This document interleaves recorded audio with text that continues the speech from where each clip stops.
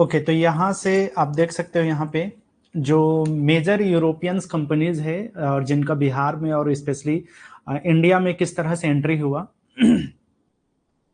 अगर हम इसमें बात करें वन बाय वन तो देखोगे कि आप यहाँ पे जो पोर्तुगीज है, पुर्तगाली, तो पुर्तगाली जो ईस्ट इंडिया कंपनी, क्योंकि हम जानते हैं कि जो ईस्ट इंडिया कंपनी है वो इतना फेमस है, लेकिन सबसे पहले जो भारत में एंट्री जिन्होंने किया था ट्रेड को लेकर के, तो वो था पोर्तुगीज ईस्ट इंडिया कंपनी, पुर्तगाली ईस्ट इंडिया कंपनी, जो कि 1498 में जो है यहाँ पे स्टैब्लिश हुआ था, भारत आई थी। ठीक है, अब जब वो आई तो यहाँ पे कोचीन में अपना जो है ट्रेड शुरू किया था 1510 से लेकर 1530 तक। उसके बाद में उन्होंने गोवा में अपना जो है सेंटर खोला और सेंट्रलाइज्ड हुआ 1530 से लेकर 1961 तक जो है पुर्तगालियों का जो है यहाँ पे ट्रेड रहा।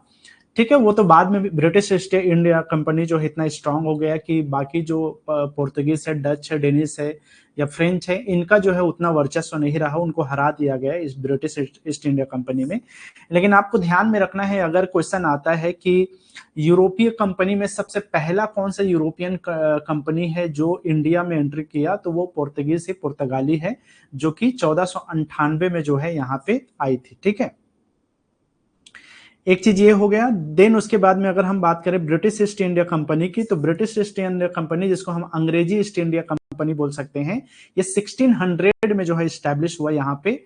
और जो सूरत है वहां पर उन्होंने पहला, सूरत मतलब गुजरात में पहला अपना जो है व्यापार का केंद्र खोला, मतलब कि ट्रेड सेंटर खोला 1608 में। उसके बाद में ये शिफ्ट हुआ बॉम्बे 1687 में। तो सूरत में ये रहा 1608 से 1687, देन उसके बाद में बॉम्बे शिफ्ट हुआ 1687 में। अगर हम डच ईस्ट इंडिया कंपनी की बात करें तो ये इंडिया में स्टैब्लिश हुआ 1602 में, और जो मसूलीपट्टनम है वहां पे 1611 से 1641 तक इनका जो है ट्रेड सेंटर रहा। देन उसके बाद में मद्रास चले गए 1641 से।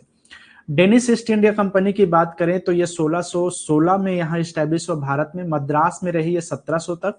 उसके बाद में कलकत्ता शिफ्ट हुए 1700 के बाद में। देन उसके बाद में आते हैं फ्रेंच ईस्ट इंडिया कंपनी, 1664 में इनका जो है स्टैब्लिशमेंट हुआ।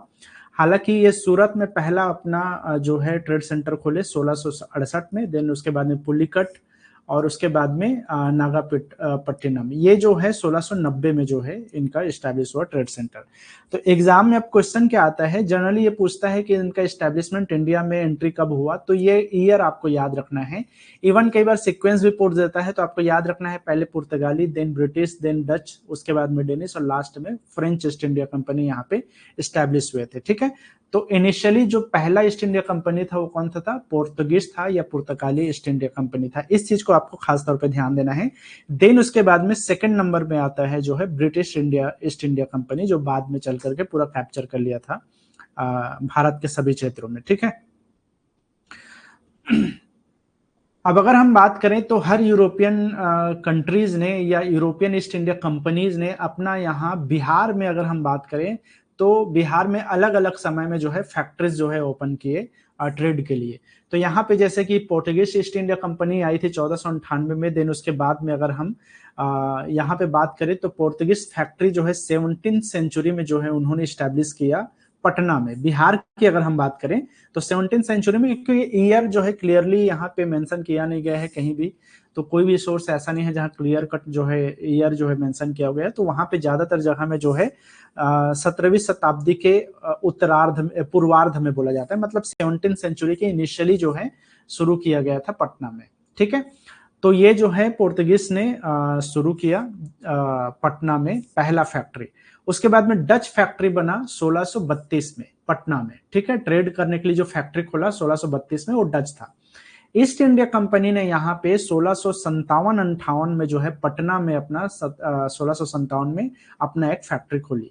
देन उसके बाद में डेनिस फैक्ट्री खुला था पटना में 1774-75 में, मतलब कि बहुत बाद में आया था डेनिस। फ्रेंच फैक्ट्री के बाद में कहीं पर ज्यादा कुछ मेंशन है नहीं। अगर बिहार की अगर हम बात करें तो इसको जो है आपको अवॉइड करना है या बोल सकते हो इग्नोर कर सकते हो। आपको इनिशियली याद रखना है पोर्टुगीज फर्स्ट फैक्ट्री खुला पटना में 17वीं सेंचुरी में। देन उसके बाद में डच, और तीसरे नंबर पे आता है ईस्ट इंडिया कंपनी का फैक्ट्री पटना में 1657-58 में।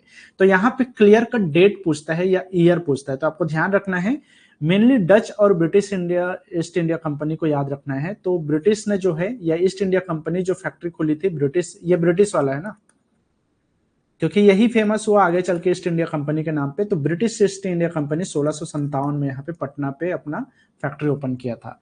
तो ये तो हो गया बिहार की कंडीशन कि बिहार जो है किस तरह से जो है यहाँ पे बिहार के अलग अलग क्षेत्रों में अलग अलग कंपनीज ने अपनी फैक्ट्री ओपन की थी। अब अगर हम बात करें तो पोर्टुगीज के सबसे पहले हम बात कर लेते हैं थोड़ा सा डिटेल में। तो पोर्टुगीज ट्रेड की अगर हम बात करें तो ये पहला यूरोपियन पावर था जो कि बिहार में एंट्री किया। तो कई बार ये कंफ्यूजन होता है बिहार में एंट्री करने वाला पहला ईस्ट इंडिया कंपनी कौन था, तो याद रखना है पोर्टुगीज ही थी। और उन्होंने ही जो है यहाँ पे सबसे पहला जो है फैक्ट्री भी ओपन किया था, जहाँ पे जनरली सूती जो कॉटन जो क्लॉथ होते हैं उसका जो है प्रोडक्शन होता था उन फैक्ट्रीज में। ठीक है, the Portuguese were the first European to establish trade presence in Bihar. Trade focus था इन लोग का, प्राइमरीली जो ट्रेड था वो कॉटन टेक्सटाइल था, जो कि बिहार में जो है ये स्पाइसेस के बदले, मसालों के बदले में एक्सचेंज करते थे बिहार से। फैक्ट्री स्टैब्लिश्ड एट हुगली, तो ये हुगली में भी अपना पहला जो है फैक्ट्री खोले थे। अब हुगली जो है बिहार के अंदर में नहीं आता इसलिए जो है, लेकिन फिर भी इनका जो पहला स्टैब्लिशमेंट है वो हुगली में हुआ था 1579-80 में पोर्टुगीज के द्वारा। कैप्टन पेड्रो थे, उन्होंने जो है सेटअप किया था हुगली में अपना, बंगाल के अंदर में अपना पहला फैक्ट्री। देन उसके बाद में जो है यहाँ पर पटना में जो है अपना फैक्ट्री 17th सेंचुरी में जो है स्टैब्लिश किया था। इंपीरियल परमिशन की बात करें, मतलब कि राजाओं की जो परमिशन था, तो उस समय में जो है अकबर का समय था। तो factory was established with the permission from emperor Akbar enhancing their legitimacy. So basically जो है अकबर को एक तरह से उनके जो अनुमति लिया गया था अकबर से, और ये बोला गया था कि जो कप्तान था उनका पेड्रो तवारेस नाम था, उससे जो है उन्होंने वो लिया था, परमिशन लिया था अकबर से। ठीक है, तो पोर्टुगीज ट्रेड बिहार में किस मुगल शासन के समय आया, तो ये चीज को ध्यान रखना है, ये क्वेश्चन पूछता है। अकबर के समय में ही उसी के परमिशन से जो है यहाँ पे एंट्री हुआ था। ठीक है, पुर्तगालियों का। अगर हम बात करें ब्रिटिश ईस्ट इंडिया कंपनी की, तो आप देख सकते हो 1620 में जो है अंग्रेजों ने पटना के आसपास के समय में जो है कारखाना बनाया था। मतलब कि उस समय अंग्रेज जो थे, जो कि दूसरे यूरोपियन माने जाएंगे, जो कि बिहार में इन्होंने एंट्री लिया था अगर हम बात करें मतलब कि ट्रेड के मामले में बिहार की तरफ से। ठीक है, तो 1620 के आसपास में जो पटना का एक जगह है आलमगंज, वहां पे शोरा बनाने का कारखाना बनाया गया था, जिसको हम सैल्ट पीटर बोलते हैं। बेसिकली जो है ये एक तरह से पोटेशियम नाइट्रेट होता है, जिसका फॉर्मूला जो है हम KNO3 कहा जाता है इसको। शोरा का मतलब है पोटेशियम नाइट्रेट। ठीक है, तो ये पोटेशियम नाइट्रेट या साल्ट पीटर जो है, इसका जो है फैक्ट्री खोला गया था। और ये जो पोटेशियम नाइट्रेट वगैरह है वो जनरली कुछ फर्टिलाइजर बनाने के लिए भी यूज होता है, पटाखे वगैरह में भी यूज होता है, इवन बारूद वगैरह बनाने के लिए भी पोटेशियम नाइट्रेट का यूज होता है। तो वो फैक्ट्री जो है यहाँ पे ओपन किया गया था व्यापार के लिए। 1621 में जो है ये जो फैक्ट्री है वो बंद कर दी गई थी। देन उसके बाद में इसको फिर से रिवाइव किया गया 1651 में। सो ईस्ट इंडिया कंपनी ने यहाँ पे जो पुनः या रीस्टैब्लिश किया था वो 1651 में हुआ था, जो कई बार जो है प्रोडक्शन इसका 1657 में माना जाता है। इसलिए बिहार में एंट्री जो है पटना का या इस फैक्ट्री स्टैब्लिशमेंट 1657 को ही माना जाता है। लेकिन इनिशियली उन्होंने एंट्री किया था बिहार में अलग अलग ट्रेड के हिसाब से 1620 में, लेकिन उन्होंने जो फैक्ट्री खोला था पटना में वो 1657 में प्रोडक्शन स्टार्ट हुआ था। 1651 में हुआ था, लेकिन 1657 में उस फैक्ट्री का जो है प्रॉपर ओपनिंग माना जाता है। आज के डेट में ये जो वो है, मतलब कि जो फैक्ट्री उस समय में खोला गया था अंग्रेजों के द्वारा, ये अभी के डेट में एक सरकारी प्रिंटिंग प्रेस में इसको बदल दिया गया है। गुलजार बाग करके जगह है वहां पे, ये अभी भी है, जो कि सरकारी प्रिंटिंग प्रेस है अभी अंग्रेजों के द्वारा जो उस समय में ये फैक्ट्री खोला गया था उसको, इस कारखाने को। चलो नेक्स्ट हम बात करते हैं। अच्छा, एक चीज और याद रखना है, 1632 में जो है जो डच है, इन्होंने अपनी फैक्ट्री खोली थी पटना में, और इन्होंने जो फैक्ट्री खोली थी वो आज के डेट में कलेक्ट्रेट भवन है वो। ठीक है। तो वर्तमान का जो कलेक्ट्रेट है ना पटना का, वो बेसिकली पहले डच लोग का जो है फैक्ट्री था वो, जो कि 1632 में स्टैब्लिश किया गया था पटना में, और वही आज के डेट में कलेक्ट्रेट है पटना का। और वहां पर भी वही सूती कपड़े और शोरा वगैरह का जो है बनाया जाता था उस फैक्ट्री में।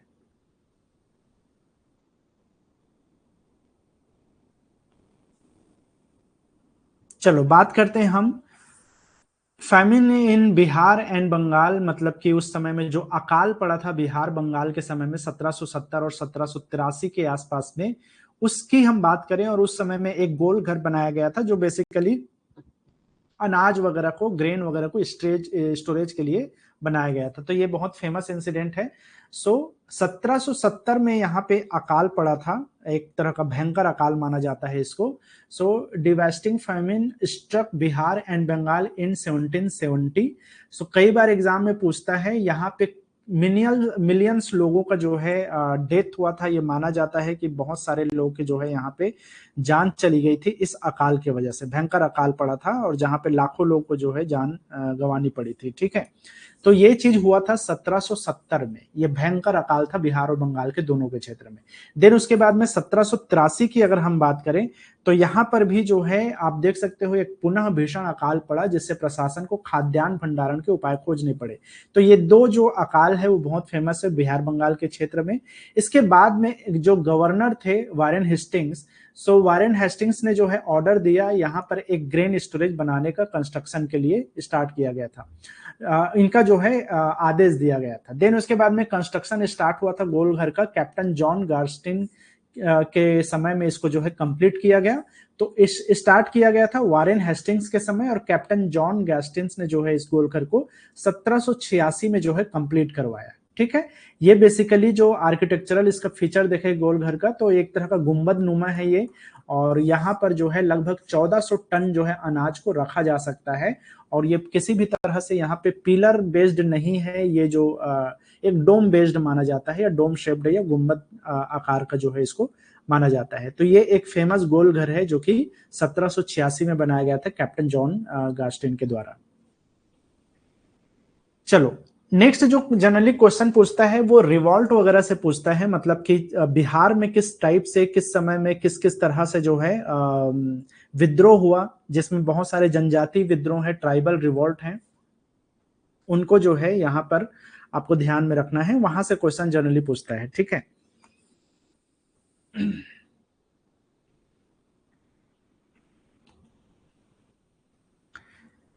चलो तो बेसिकली जो है जनजाति विद्रोह का मतलब क्या है। कई बार क्या होता है कि जो जनजाति लोग हैं उनका जब भी हित वगैरह, जो उनके अधिकार हैं, उनको सप्रेस किया जाता है, उन पर टॉर्चर किया जाता है।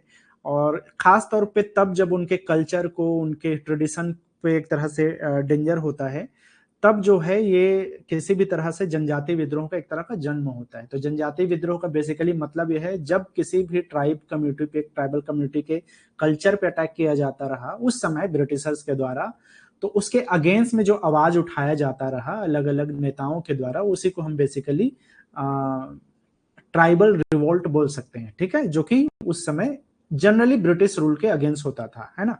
अब माना जाता है कि बिहार के आसपास के क्षेत्र में कुल मिलाकर के 13 के आसपास, 13 के आसपास जो फेमस ट्राइबल रिवॉल्ट्स है वो 13 के आसपास माना जाता है। हालांकि इसकी फिक्स संख्या नहीं है, बहुत सारे छोटे छोटे जनजातीय विद्रोह होते रहे, लेकिन जो प्रमुख रूप से हुए हैं वो 13 जनजातीय विद्रोह के रूप में जाना जाता है। ठीक है, तो वन बाय वन जो है हम इसको थोड़ा सा देखने की कोशिश करते हैं, क्योंकि बहुत सारी ऐसी चीजें हैं जो एग्जाम वाइज पूछता है।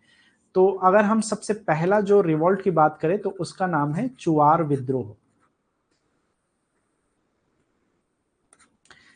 ठीक है, अब हालांकि ये जो चुआर विद्रोह है वो यहाँ पे बिहार में ही नहीं माना जाता। ये जनरली चुआर आदिवासी जो हैं वो मिदनापुर जो इलाका है पश्चिम बंगाल का, उस क्षेत्र से जो है ये विद्रोह का असर जो है बिहार के आसपास के क्षेत्रों में पड़ा था। ठीक है, तो अगर इसका मेन लोकेशन हम देखें तो ये मिदनापुर के आसपास का एरिया माना जाता है। मिदनापुर पश्चिम बंगाल का है। ठीक है, लेकिन इसका इम्पैक्ट जो है बिहार के राजनीति पे और बिहार के जनजातियों पर भी पड़ा था, इसलिए इसको जो है समझना जरूरी है। तो अगर हम बात करें बिहार के कौन से क्षेत्र में, तो जनरली जो आज के डेट में हम बोल सकते हैं कि झारखंड वाला जो लगा हुआ इलाका है, वीरभूम वाला इलाका, उन जगहों पे जो है इसका वो माना जाता है। ठीक है, इसको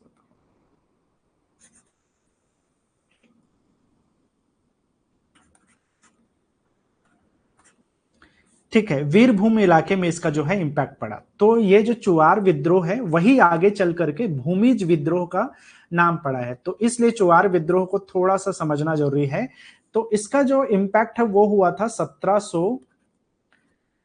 1769 के आसपास में, जो कि बेसिकली 1798 तक जो है इसका अलग अलग समय में अलग अलग फेजेस चले। इसके जो प्रमुख लीडर रहे उस समय में, उनका नाम था दुर्जन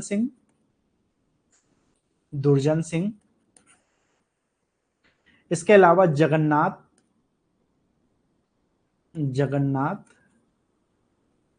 पटार, रघुनाथ महतो, ये लोग थे जिन्होंने इसको शुरू किया था चुआर विद्रोह का। ठीक है, इसमें जो है इसका अगर हम मेन रीजन बोलें तो इसका मेन रीजन था due to non payment of the rent by the Chuars. Basically जो है जो टैक्सेस लगाए गए थे उन टैक्स को जो है ना पटाना, तो कर ना पटाने की वजह से, ठीक है, अब टैक्स किसके द्वारा दिया जाएगा? बेसिकली जो है ब्रिटिश लोग जो है अलग अलग जो लैंड टैक्सेस उस टाइम में लगाते थे, तो उसको इनकार कर दिया गया जो चुआर कम्युनिटी के लोग हैं उनके द्वारा। ठीक है, तो चुआर लोगों ने टैक्स नहीं दिया, तो उनके ऊपर जो है अटैक किया गया ब्रिटिशर्स के द्वारा, और उसके अगेंस्ट जब आवाज उठाया गया तो उसी को हम चुआर रिवोल्ट या चुआर विद्रोह के रूप में हम जानते हैं। ठीक है, इसमें जो है इसके जो सप्रेसर रहे उनका नाम था कैप्टन फोर्ब्स।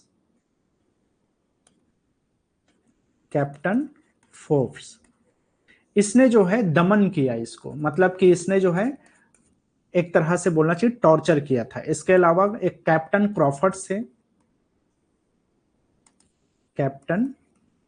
क्रॉफर्ड इनके द्वारा। ठीक है, इसमें एक नारा बहुत फेमस हुआ था, तो इसमें उस स्लोगन को मैं लिख दूं। एक स्लोगन है जो आगे चल के बहुत फेमस हुआ, इसका नाम है अपना गांव अपना राज। अपना गांव अपना राज, दूर भगाओ विदेशी राज, ये नारा दिया गया था।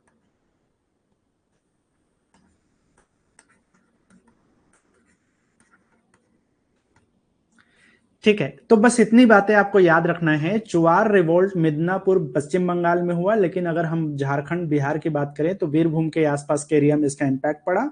उस समय में 1769 के आसपास में दुर्जन सिंह, जगन्नाथ पटार, रघुनाथ महतो, इन लोगों ने इसको स्टार्ट किया था।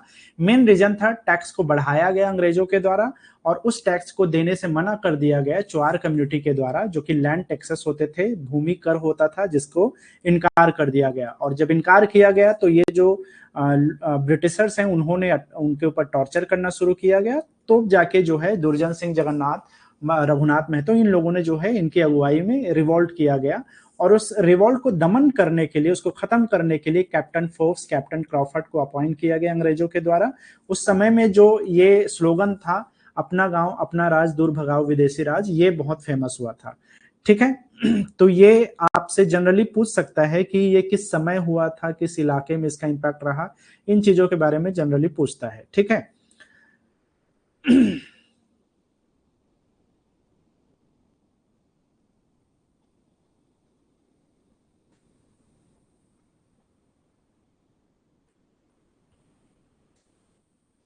ओके, नेक्स्ट जो विद्रोह है उसका नाम है नोनिया विद्रोह।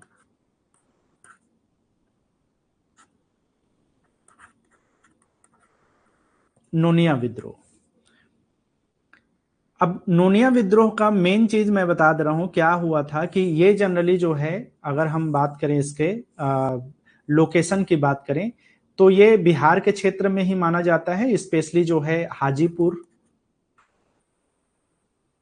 सारण वाला जो एरिया है, और पूर्णिया, इन इलाकों में जो है स्पेशली जो है नोनिया विद्रोह का इम्पैक्ट ज्यादा रहा। अब ये किस समय की बात है, तो ये 1770 से स्टार्ट हुआ था और 1800 तक जो है इसका इम्पैक्ट अलग अलग समय में अलग अलग फेजेस में हुआ था। ठीक है, इसके अगर हम लीडर की बात करें, नोनिया विद्रोह को किन की लीडरशिप में जो है ये लड़ाई लड़ी गई थी, तो यहाँ पर एक तरह से आप बोल सकते हो कि किसी एक आदमी का या एक लीडर का नाम नहीं आता, ये पूरा एक कम्युनिटी का विद्रोह था। इसलिए जो है यहाँ पे क्लियरली जो है नोनिया कम्युनिटी आपको इसको वो बोल सकते हो, या नोनिया ट्राइब्स के द्वारा जो है इसको किया गया।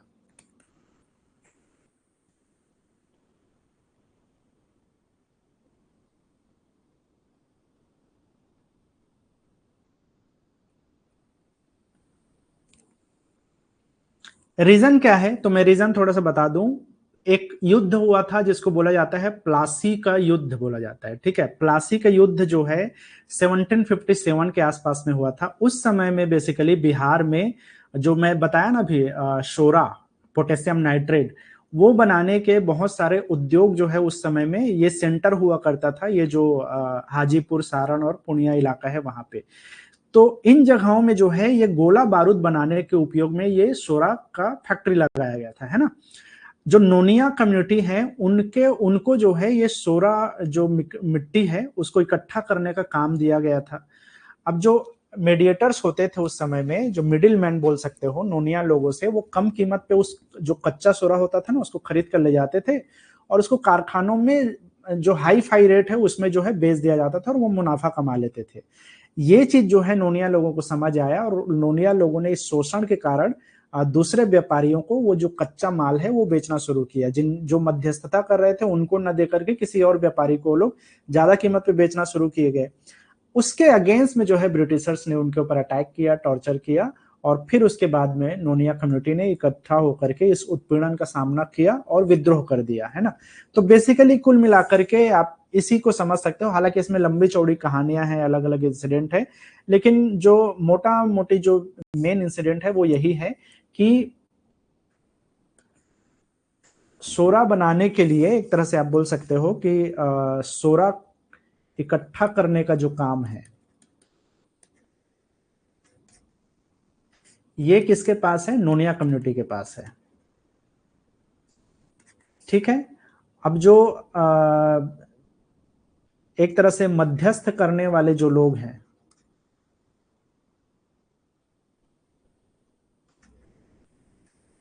ये उनका शोषण करते थे। शोषण कैसे करते थे, कम दाम में जो है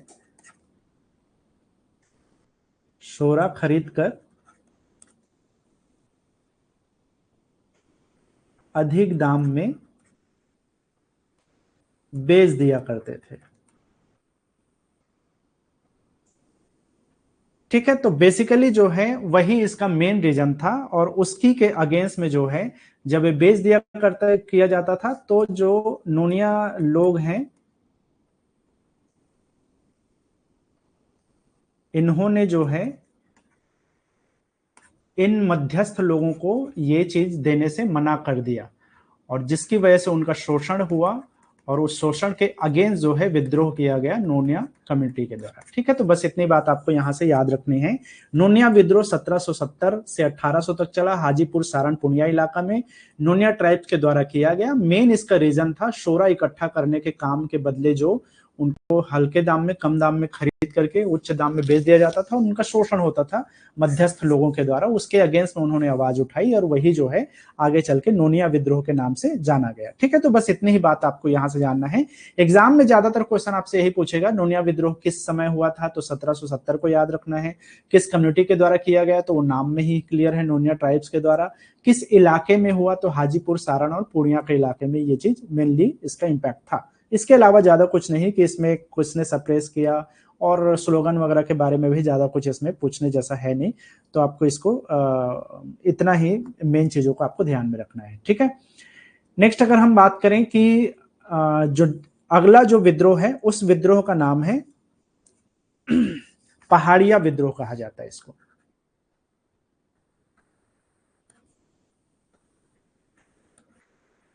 पहाड़िया विद्रोह। ठीक है, तो ये एक परगना था, संथाल परगना। वहां पर बेसिकली सबसे एक तरह से प्रारंभिक जनजाति है पहाड़िया जो जनजाति है वो, तो ये इसी क्षेत्र में जो है प्रारंभिक रूप से निवास करते थे, बिहार के आसपास के क्षेत्रों में, और जो साउथ वाला एरिया है उन क्षेत्रों में। ठीक है, तो अगर हम बात करें इनमें क्या किस समय में जो है ये लोकेशन किस एरिया में हुआ, तो इसका पहला चीज तो याद रखना है आपको, संथाल परगना बोला जाता है इसको। परगना अलग अलग परगनों में बांटा गया था, अलग अलग क्षेत्रों को उस समय में, तो ये संथाल परगना के आसपास के क्षेत्रों में पहाड़िया विद्रोह हुआ। ठीक है, पहली बात। दूसरा, किस समय हुआ, तो इसको अलग अलग टाइम में इसका माना जाता है, लेकिन मेन जो विद्रोह हुआ था वो 1772 से लेकर के 1782 तक जो है ये चला था। तो हम बोल सकते हैं कि लगभग 10 सालों तक ये विद्रोह का इंपैक्ट रहा। ठीक है, अगर हम इसमें लीडर की बात करें तो इसमें कुछ लोगों का नाम आता है, जैसे कि एक का नाम आपको याद रखना है, रमन अहेड़ी। अहेड़ी, रमन अहेड़ी।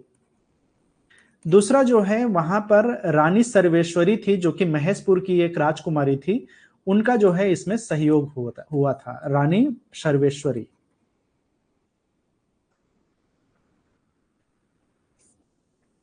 ये महेशपुर की जो है रानी थी। ठीक है, तो ये दो लीडर थे समझो। अब ब्रिटिश ने जो है उस समय में डिक्लेयर किया था कि इंटायर जो प्रॉपर्टी है ट्राइबल्स का, वो एक तरह के गवर्नमेंट प्रॉपर्टी के रूप में हो जाएगा। और वहां पर एक दमीने कोह करके एक 1781 में एक सिस्टम लाया गया था और उसको इम्प्लीमेंट किया गया था, जिसके अगेंस्ट में जो है ये वो हुआ, मतलब कि बोल सकते हो कि ये विद्रोह को किया गया था। ठीक है, तो ये पहाड़ी जनजातियों के द्वारा, पहाड़िया जनजातियों के द्वारा किया गया था अंग्रेजों के खिलाफ। और आदिवासी विद्रोह के इतिहास में ये सबसे पहला बड़ा विद्रोह माना जाता है, ये इस विद्रोह को। तो इनका नाम आपको याद रखना है, रमना अहिदी का। कई जगह रमन लिखा रहता है, कई जगह रमना। इसको हिंदी में लिख देता हूं मैं, रमना अहिदी।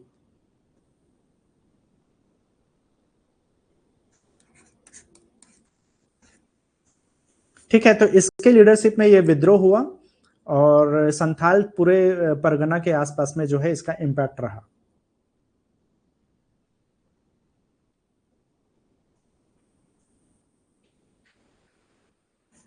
इसका रीजन क्या था, तो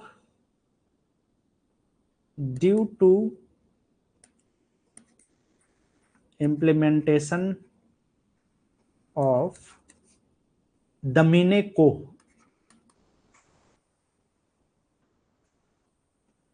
ये एक तरह का टैक्स सिस्टम होता था दमीने को, इसको लागू किया गया था 1781 में। बाद में हुआ ये, बहुत बाद में, क्योंकि ये 1772 से स्टार्ट हुआ था, लेकिन दमीने को जो है 1781 में जो है इंप्लीमेंट कर दिया गया। और 1782 में इसका जो मेन इम्पैक्ट है वो देखने को मिलता है पहाड़िया विद्रोह का। ठीक है, इसके जो सप्रेसर थे उसका नाम था ऑगस्टल क्लेवलैंड। ऑगस्टल क्लेवलैंड, ये नाम था उस अंग्रेज अधिकारी का जिसने जो है इसको सप्रेस किया या दमन किया था इस विद्रोह का। ठीक है, तो पहाड़िया विद्रोह में बस याद रखना है लोकेशन संथाल परगना 1772 से 1782। रमना अहिदी और रानी सर्वेश्वरी ऑफ महेशपुर, इन दोनों का योगदान था लीडरशिप में। दमीने कोह को इसमें टैक्स सिस्टम को लागू करने की वजह से बेसिकली पहाड़िया विद्रोह हुआ था और इसका दमन करता था ऑगस्टल क्लेवलैंड। ठीक है, नेक्स्ट हम बढ़ते हैं। जो हमारा नेक्स्ट विद्रोह है उसका नाम है भोक्ता रिवोल्ट।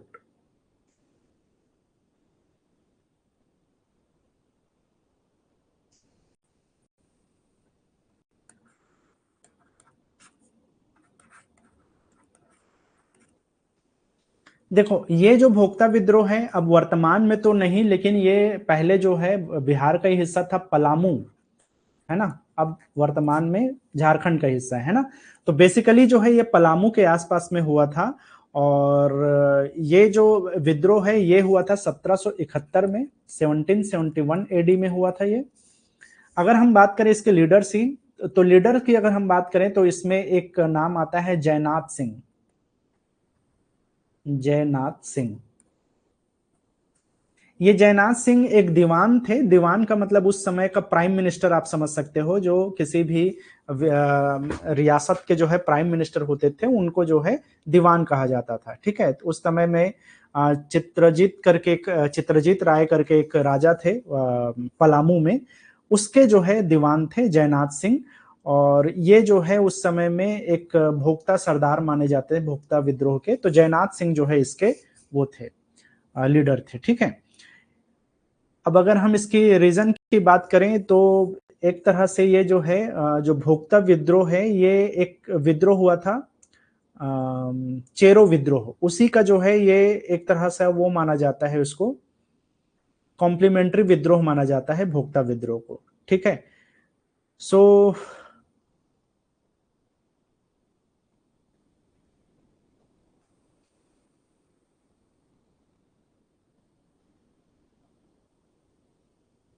बेसिकली जो पलामू का क्षेत्र है, मतलब कि जो पलामू का फोर्ट है, इसको हैंड ओवर करने के लिए बोला गया था। पलामू फोर्ट को कंपनी को हैंड ओवर करने के लिए बोला गया।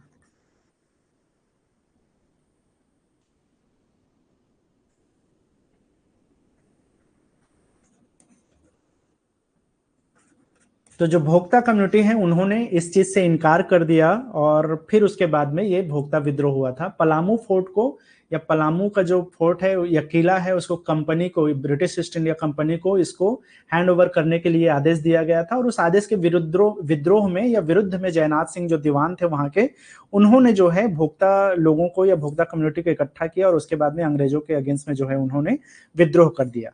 बेसिकली जो है बाद में भोक्ता विद्रोह और चेरो विद्रोह ये दोनों एक हो गया था। तो कई बार एग्जाम में पूछता है कौन कौन से विद्रोह सामूहिक रूप से ब्रिटिश के अगेंस्ट लड़ा गया या विद्रोह किया गया। तो याद रखना है, भोक्ता विद्रोह प्लस चेरो विद्रोह, ये दोनों एक साथ जो है सामूहिक रूप से जो है ब्रिटिश के अगेंस्ट में विद्रोह छेड़ा गया था।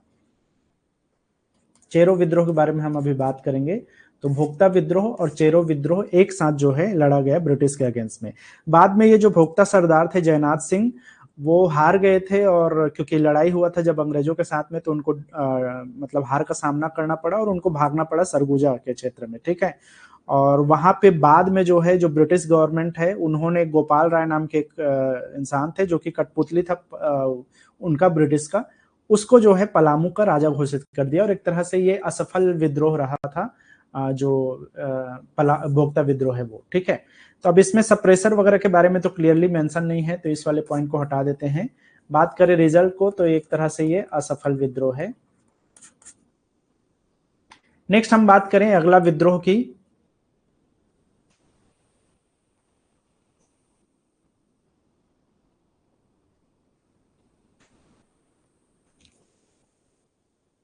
तो इसका नाम है तमाड़ विद्रोह।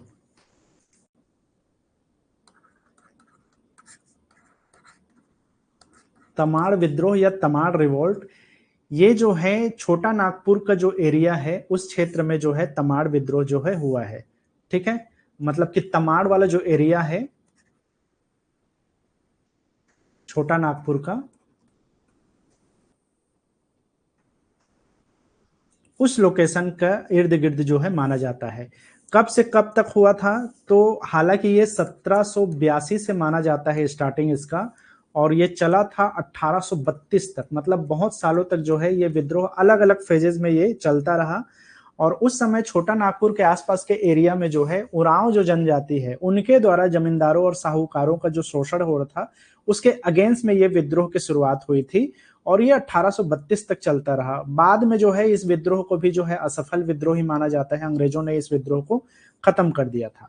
ठीक है, बात करें अगर हम लीडर की, तो उस समय में ठाकुर भोलानाथ सिंह थे। ठाकुर भोलानाथ सिंह, जो कि इनिशियली 1782 में जो है इसको स्टार्ट किया गया था इनके द्वारा।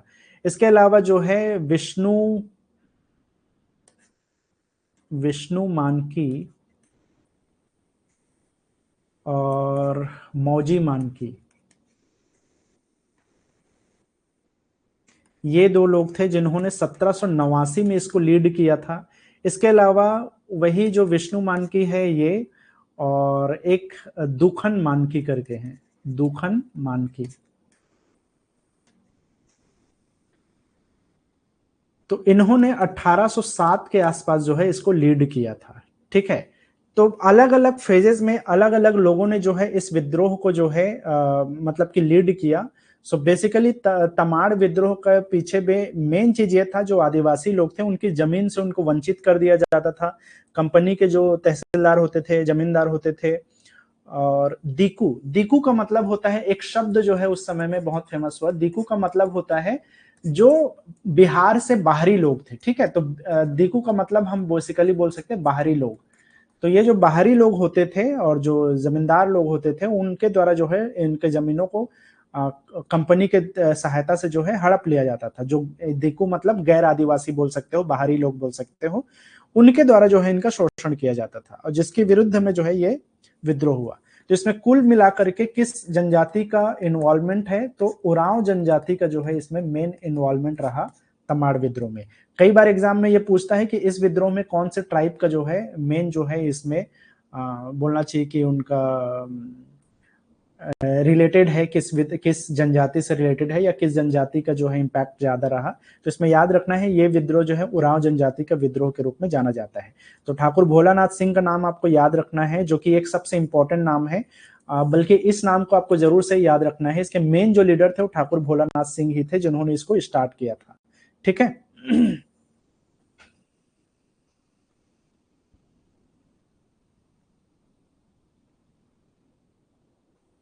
चलो, अगर हम बात करें इसमें इसके रीजन का क्या है, कि मतलब किस रीजन से ये विद्रोह हुआ है, तो मैं अभी बता दिया।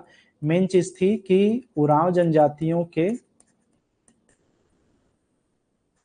भूमि पर कब्जा, यही इसका मेन था। उनके जमीनों को जो है लूटा जा रहा था, या उनका जो है जमीनों पे जो है जबरदस्ती जो है कब्जा जमाया जा रहा था उरांव जनजातियों के द्वारा, या उनका शोषण किया जा रहा था साहूकारों के द्वारा, जमींदारों के द्वारा। ठीक है, अगर हम बात करें इसके सप्रेसर कौन थे, तो एक नाम आता है यहाँ पे, जेम्स क्रॉफर्ड। इसने जो है 1782 के आसपास का जो भोलानाथ ठाकुर के अगुवाई में जो तमाड़ विद्रोह हुआ था उसको कुचला था। इसके अलावा जो है एक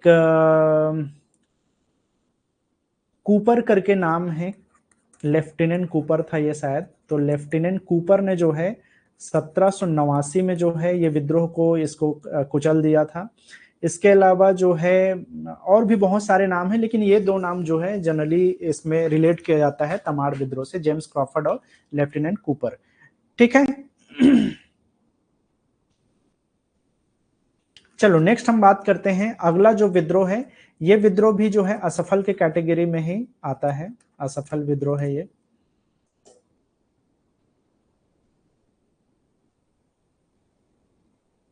बात करते हैं नेक्स्ट जो हमारा रिवोल्ट है, उसका नाम है चेरो विद्रोह, जो कि भोक्ता विद्रोह और चेरो विद्रोह एक साथ जो है लड़ा गया था।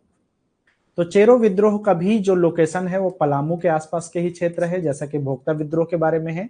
ईयर की हम बात करें तो ये 1770 में स्टार्ट हुआ था, और 1770 के आसपास से लेकर के ये बहुत टाइम तक ये भी चला था। लेकिन मेन जो है इसका इम्पैक्ट है वो अलग अलग फेजेस में है। तो जैसे 1770 से 1772 तक एक फेज चला था, देन उसके बाद में 1800 से लेकर के 1818 तक जो है उसका सेकेंड फेज चला था। तो दो फेजेस इसका माना जाता है, 1770 71 72, मतलब 1770 से 72, और 1800 से 1818 तक जो है इसका इम्पैक्ट रहा। ठीक है, स्टार्ट हुआ था ये बेसिकली 1770 में। लीडर की बात करें तो इसमें जो उस समय में जो चित्रजीत राय है, जो चेरो के रूलर थे उस समय में, उनको नाम आता है चित्रजीत राय, है ना। ये शासक थे ना, चेरो सरदार थे ये। और दीवान थे जयनाथ सिंह,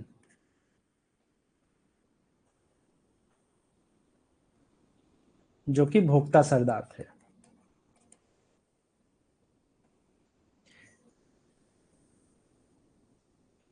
ठीक है, तो इन दोनों का जो है इसमें मेन जो वो माना जाता है कि इनके द्वारा ही जो है जयनाथ सिंह, जो कि बेसिकली दीवान थे इनके चित्रजीत राय के, तो ये दो मेन लीडर इसमें माने जाते हैं। ये चित्रजीत राय के जो है पलामू के जो वो थे, लीडर थे, तो ये भोक्ता कम्युनिटी के जो है सरदार माने जाते हैं और दीवान माने जाते हैं चित्रजीत राय, जो कि चेरो कम्युनिटी के जो है या चेरो लोगों के जो है सरदार माने जाते हैं या राजा माने जाते थे। ठीक है, तो ये दो लोग जो है इसके लीडर माने जा सकते हैं या लीडर के रूप में इनको देखा गया। सो बेसिकली जो है ये इनिशियली जब स्टार्ट हुआ था तो चेरो विद्रोह को एक तरह से बोलना चाहिए कि ये उत्तराधिकार का लड़ाई था, मतलब कि जो एक तरह का बैटल था to capture the throne of Palamu. तो इस तरह से इसको हम बोल सकते हैं, initially it's a battle to capture the throne of Palamu, मतलब गद्दी की लड़ाई मानी जा सकती है इनिशियली। ठीक है, उसके बाद में जो है चेरो विद्रोह जो है राजगद्दी की जो दावेदारी को लेकर के, जो चित्रजीत राय, या कई जगह जो है इनका नाम चिरंजीत राय लिखा रहता है, तो कंफ्यूज मत होना है, एक ही नाम है ये, चिरंजीत राय या चित्रजीत राय। तो इनके बीच में जो है लड़ाई थी गोपाल राय और ये चिरंजीत राय या चित्रजीत राय के बीच में राजगद्दी को लेकर के, और ये वहीं से शुरू हुआ था 1771-72 से लेकर के, और बाद में जो है ये अलग अलग समय में जो है इसको, क्योंकि 1771 में जो है जैसे ही ये जो हारे थे भोक्ता सरदार जयनाथ सिंह, देन उसके बाद में गोपाल राय को वहां का पलामू का राजा घोषित कर दिया गया था अंग्रेजों के द्वारा। और उसके बाद में ये विद्रोह जो है फिर से जब शुरू हुआ था वो 1800 में शुरू हुआ था। ठीक है, तो इसका दो फेजेस इसमें माना जाता है। तो फर्स्ट फेज में तो ये क्या था, एक थ्रोन का लड़ाई था, राजगद्दी की लड़ाई थी ये।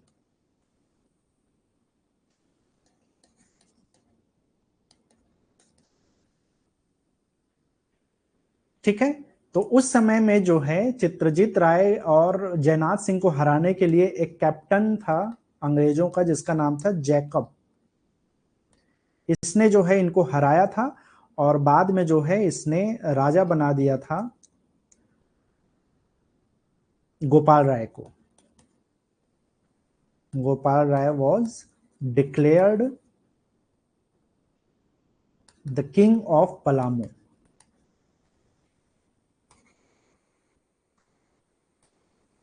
ठीक है, ये हो गया फर्स्ट फेज। एक इसमें और हम देख सकते हैं, इसका सेकंड फेज करके भी देख सकते हैं। सो चेरो विद्रोह का जो सेकंड फेज है वो तो वही पलामू ही है। कौन से एरिया में रहा, पलामू ही रहा, लेकिन ये 1800 से 1818 तक जो है इसको मान सकते हैं। ठीक है, इस समय में 1800 के समय में जो है इसके लीडर रहे, उनका नाम था भूखन सिंह। भूखन सिंह, इसने 1800 ईस्वी में भूखन सिंह ने लगान की जो उस समय में बेसिकली जो है 1800 के केस में अगर हम बात करें तो टैक्सेस को जो है बहुत ज्यादा वसूला जा रहा था वहां के जो किसान होते थे उनसे। तो उनके खिलाफ जो है पलामू के जो चेरो के जो विद्रोह है उसका नेतृत्व भूखन सिंह के द्वारा किया गया और उस टैक्स वसूली के अगेंस्ट में जो है ये रिवोल्ट किया गया। और इस विद्रोह को दबाने के लिए अंग्रेजों ने बहुत सारा जो है उस समय में अलग अलग तरीके के हथकंडे अपनाए थे। और बोलना चाहिए कि अलग अलग जो है पुलिस वगैरह की नियुक्ति की जाती थी जिसको जमींदारी पुलिस बल कहा जाता था उस समय में। 1809 में जो है जमींदारी पुलिस बल, ये अलग तरह का फोर्स होता था जो कि जमींदारों के द्वारा जो है इसको लगाया गया था, बोलना चाहिए नियुक्ति की गई थी जमींदारी पुलिस बल।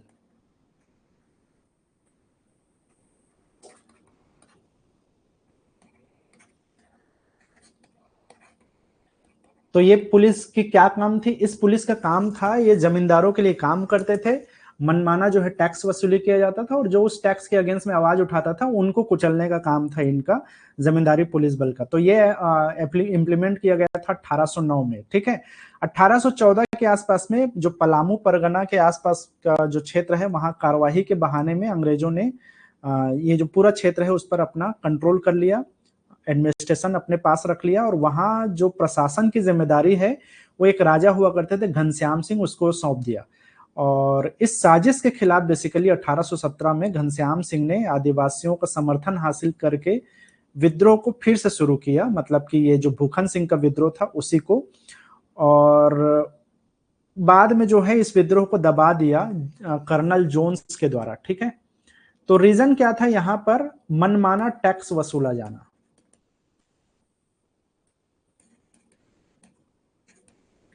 ठीक है, सप्रेसर कौन थे? तो उस समय के सप्रेसर थे कर्नल जोन्स।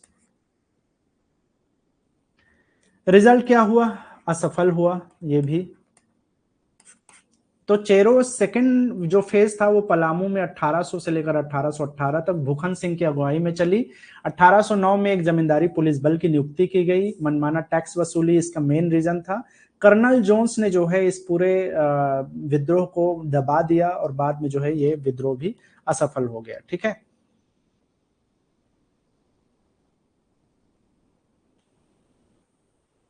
नेक्स्ट हम बढ़ते हैं। नेक्स्ट जो विद्रोह है हमारा उसका नाम है तिलका मूवमेंट कहा जाता है इसको, तिलका विद्रोह या तिलका आंदोलन। ये जो आंदोलन है ये भागलपुर के आसपास के क्षेत्र में माना जाता है। भागलपुर, ईयर की हम बात करें तो 1783 से ये शुरू हुआ था, 85 तक चला था ये विद्रोह जो है, तिलका आंदोलन कहा जाता है इसमें। ठीक है, इसमें जो लीडर थे उनका नाम है तिलका माझी, बहुत फेमस नाम है तिलका माझी। ठीक है, तो तिलका मांझी के द्वारा जो है ये आंदोलन को लीड किया गया था और इन्हीं के नेतृत्व में जो है ये जो आंदोलन है वो हुआ था।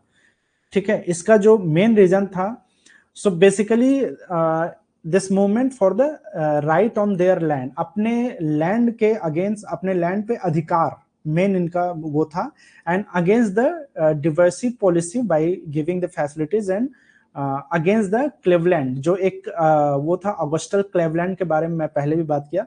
तो जो अगस्टस क्लेवलैंड है, ऑगस्टल क्लेवलैंड, उसकी जो भी ऑपरेसिव जो पॉलिसीज थी, नीतियां थी, जो कि ट्राइबल्स कम्युनिटी के अगेंस्ट में था, उसके अगेंस्ट में जो है ये विद्रोह किया गया। तो मेन इसका जो मूवमेंट है for the right on their land, अपने जमीन पर अधिकार, स्वायत्तता बोलना चाहिए, या एक तरह का ये भी आजादी की लड़ाई थी, अपने जमीन पर अपना अधिकार बोल सकते हो इसको। तो ये स्वायत्तता का जो है बात करती है, अपने जमीन पे अपना अधिकार होना चाहिए। ठीक है, और इसके अगेंस्ट में जो आवाज उठाया था वो तिलका माझी के द्वारा जो है आवाज उठाया गया था। ठीक है, अब अगर हम बात करें सप्रेसर की, तो जैसा कि बताया था कि इसके जो सप्रेसर था उसका नाम था ऑगस्टल क्लेवलैंड।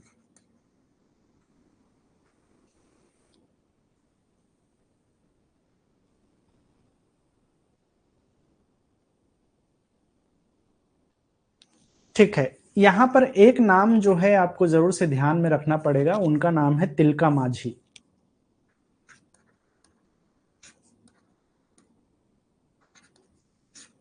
तो बेसिकली जो है तिलका माझी जो है आ,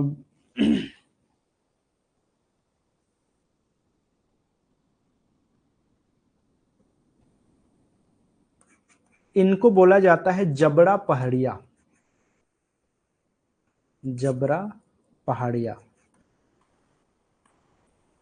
इनका जो है टाइटल है जबरा पहाड़िया के, इनको बोला जाता है। इनको एक तरह का इनका जो पर्सनालिटी था वो रॉबिन हुड की तरह माना जाता है। He used to loot the royal treasuries and godowns and then he distribute them among the poor communities. So basically जो है वो रॉयल ट्रेजरीज को जो है लूटते थे और उसको बांट देते थे गरीबों में। So basically he is a like a robin hood. ठीक है, इसके अलावा इनका मेन जो इन्होंने एक जो काम किया था वो था, वो बेसिकली जो क्लेवलैंड है उसको अपने तीर से मारा था। सो ही किल्ड क्लेवलैंड।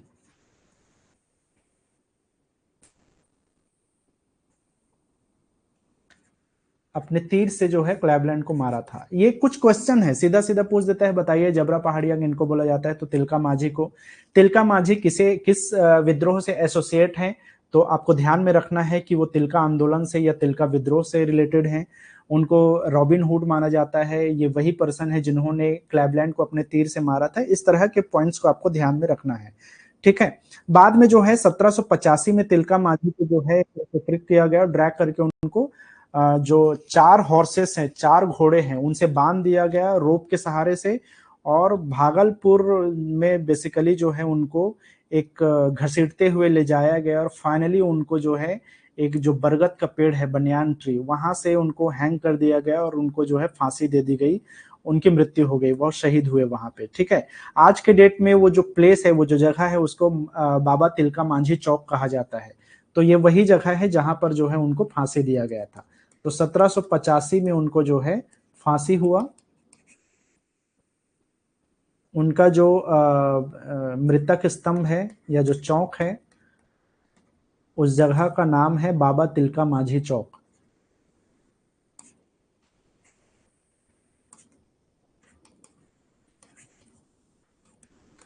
ठीक है, तो ये कुछ क्वेश्चन है जो कि तिलका माझी के व्यक्तित्व से लेकर के जो है एक महान जो है लीडर माने जाते हैं, या इस कम्युनिटी से और इस जो है रिवॉल्ट से रिलेटेड, तो इनका नाम आपको जरूर से ध्यान में रखना है। नेक्स्ट जो हमारा विद्रोह है उसका नाम है हो विद्रोह।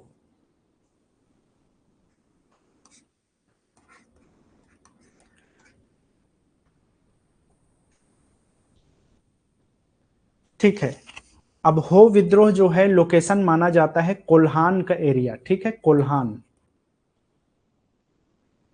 कोल्हान या बोलना चाहिए ये जो सिंहभूम वाला इलाका है, सिंहभूम जो,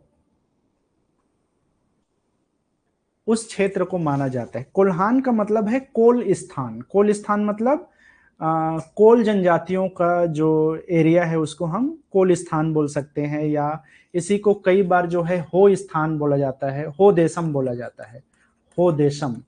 कोल्हान के एरिया को हो देशम के नाम से भी जाना जाता है, जिसका मतलब है हो जनजाति का देश, हो जनजाति का देश, ठीक है, या कोल जनजाति का देश, ऐसा करके माना जाता है। अगर हम ईयर की बात करें तो ये हुआ था 1820-21 में,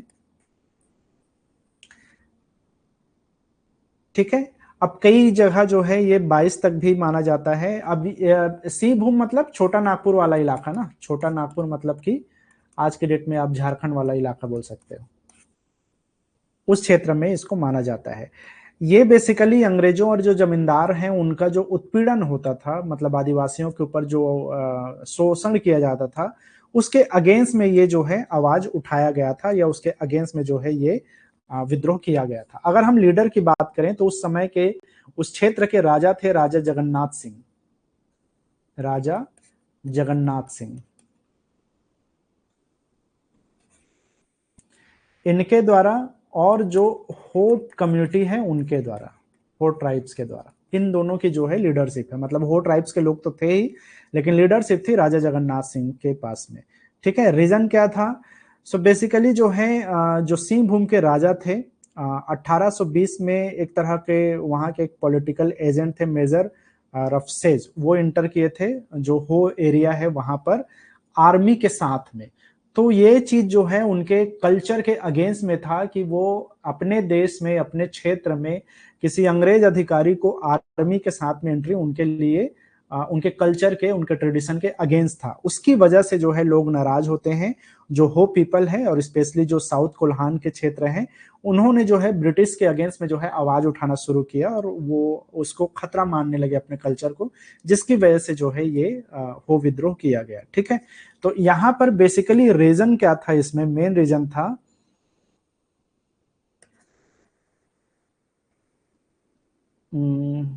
to entry of major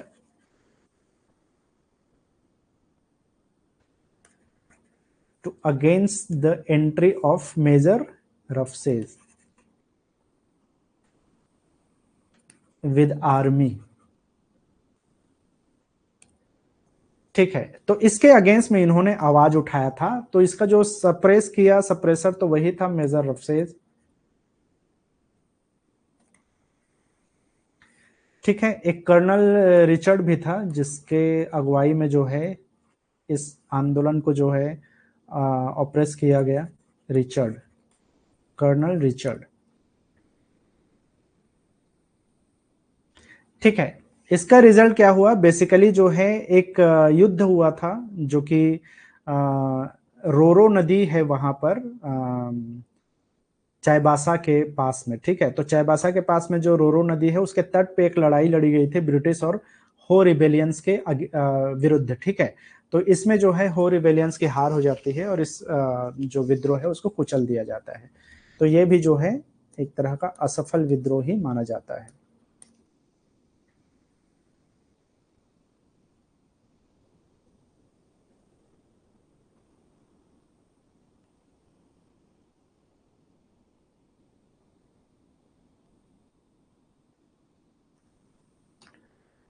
okay, next हम आगे बढ़ते हैं। नेक्स्ट जो विद्रोह है उसका नाम है कोल विद्रोह।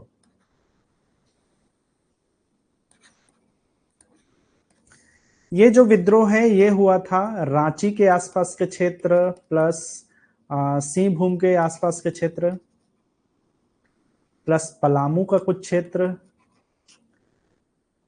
ठीक है, इन क्षेत्रों में जो है इसका मेन इंपैक्ट देखा जाता है कोल विद्रोह का, मतलब कि छोटा नागपुर का ही ये पूरा हिस्सा इसमें मान सकते हो। तो वास्तव में ये जो कोल विद्रोह है ये मुंडा जो जनजाति है उनका विद्रोह था, जिसमें हो जनजाति, उरांव और अलग अलग जो जनजाति है उनका जनजातियों का विद्रोह इसको माना जाता है। ठीक है, मेन जो इसका मेन रीजन था कि इनका जो लैंड है उसके संबंधित जो नीतियां बनाई जा रही थी, मतलब कि लैंड पॉलिसीज जो लाए जा रहे थे वो इनके अगेंस्ट था, इनके कल्चर के अगेंस्ट था, जिसकी वजह से जो है ये पूरा विद्रोह किया गया था। ठीक है, तो इसमें जो है जिनका नाम आता है उनका नाम आप याद रखो। ईयर की अगर हम बात करें तो ये 1831-32 का विद्रोह माना जाता है।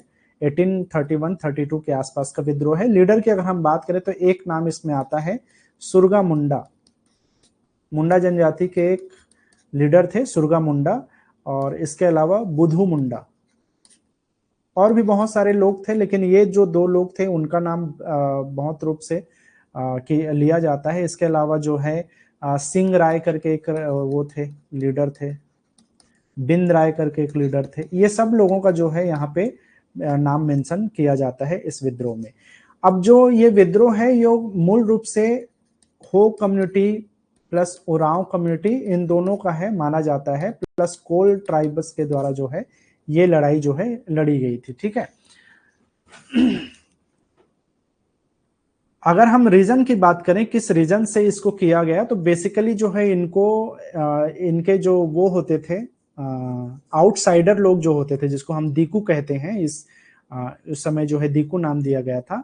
सो उनके द्वारा जो है दीकूस के द्वारा जो है इनका शोषण किया जा रहा था। ठीक है, और इनके जो कल्चर है, इनका जो ट्रेडिशनल सोर्स ऑफ जस्टिस होता था उसको खत्म करने की कोशिश की जा रही थी, जिसकी वजह से जो है ये हुआ।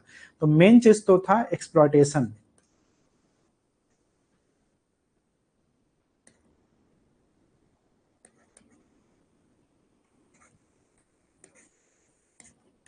ठीक है, एक्सप्लॉयटेशन बाय दीकू। दीकू मतलब आउटसाइडर, गैर आदिवासी। ठीक है, ये मेन इसका रीजन इसमें माना जाता है। इसके जो सप्रेसर था उसका नाम था विल्किंसन। विल्किंसन, इसके द्वारा जो है इसका दमन किया गया। इस विद्रोह का कोल विद्रोह का था।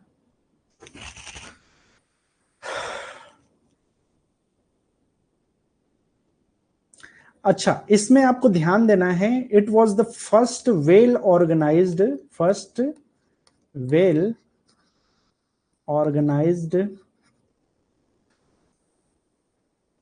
रिवोल्ट मान सकते हैं इसको। ठीक है, सबसे पहला ऐसा विद्रोह था जो कि एक तरह का वेल ऑर्गेनाइज्ड माना जाता है। अच्छा, इसमें एक चीज मैं पहले जो बता रहा था उसमें आपको ध्यान रखना है कि जो ये जो तिलका विद्रोह में था, मैं इसको थोड़ा सा पीछे ले जा रहा हूं। तिलका माझी ये पहले शहीद माने जाते हैं इन विद्रोहों का।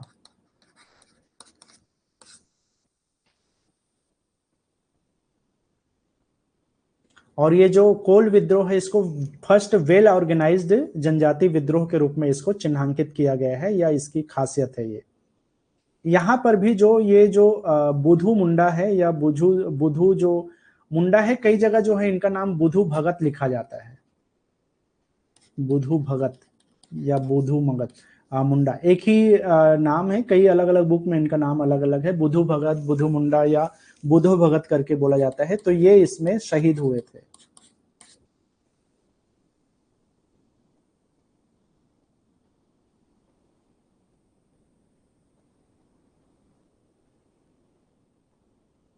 ठीक है, अब ये रिजल्ट की अगर हम बात करें, फर्स्ट वेल ऑर्गेनाइज्ड रिवॉल्ट, ये एक तरह से सफल विद्रोह के कैटेगरी में इसको माना जाता है। उसका रीजन ये था कि अंग्रेजों को कहीं ना कहीं इसमें एक तरह से बोलना चाहिए कि भले ही जो नेता थे वो लास्ट तक लड़ते रहे और उनका कहीं ना कहीं शहादत भी हुई, लेकिन फिर भी जो है इसमें कुछ पॉजिटिव्स निकल के आए ट्राइब्स के लिए।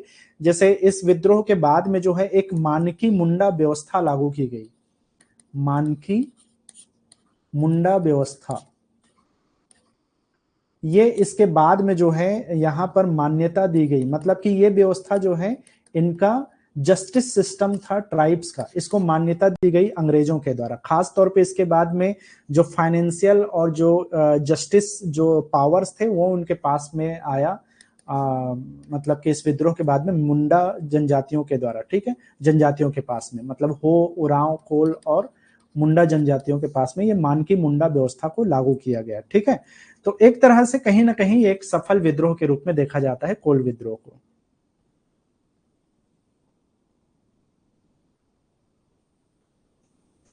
चलो नेक्स्ट ट्राइबल रिवोल्ट की अगर हम बात करें तो इसका नाम है भूमिज रिवोल्ट। काफी टाइम हो गया क्या? भूमिज विद्रोह, संथाल विद्रोह। चलो ठीक है, अभी के लिए इतना ही। हम ना, क्योंकि अभी ना और भी इंपॉर्टेंट कुछ कुछ रिवॉर्ड्स है वो बचे हुए हैं, तो थोड़ा सा ज्यादा टाइम लग जाएगा। तो आज के लिए इतना ही। कल के क्लास में ना हम इसको बाकी का जितने भी विद्रोह है उसको हम कंप्लीट करेंगे। तो अभी के लिए इतना ही। इसका मैं पीडीएफ जो है अपलोड कर दूंगा और बाकी के जो विद्रोह है उसको हम कल के क्लास में देखेंगे, ठीक है।